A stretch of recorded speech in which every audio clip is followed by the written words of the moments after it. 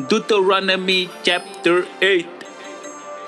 All the commandments which I command thee this day shall ye observe to do, that ye may live and multiply, and go in and possess the land which the Lord sware unto your fathers. And thou shalt remember all the way which the Lord thy God led thee these 40 years in the wilderness, to humble thee and to prove thee, to know what was in thine heart, whether thou wouldest keep his commandments or no. And he humbled thee and suffered thee to hunger, and fed thee with manna which thou knewest not, neither did thy fathers know, that he might make thee know that man doth not live by bread alone, but by every word that proceedeth out of the mouth of the Lord doth man live. Thy raiment waxed not old upon thee, neither did thy foot swell these 40 years. Thou shalt also consider in thine heart that as a man chasteneth his son, so the Lord thy God chasteneth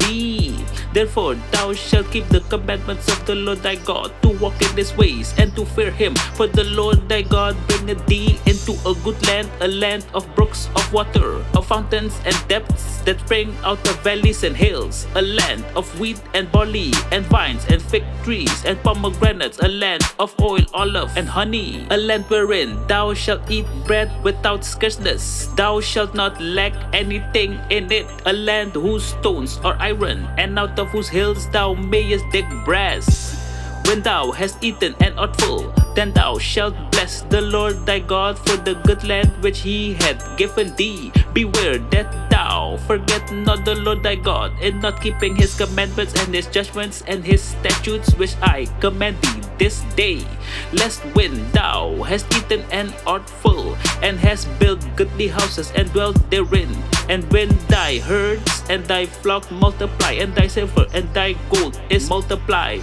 and all that thou hast is multiplied, then thine heart be lifted up, and thou forget the Lord thy God, which brought thee forth out of the land of Egypt from the house of bondage, who led thee through that great and terrible wilderness, wherein were fiery serpents and scorpions and drought, where there was no water, who brought thee forth water out of the rock of flint, who fed thee in the wilderness with manna which thy fathers knew not, that he might humble thee, and that he might prove thee, to do thee good at thy latter end. And thou say in thine heart, my power and the might of mine hand hath gotten me this wealth. But thou shalt remember the Lord thy God, for it is he that giveth thee power to get wealth,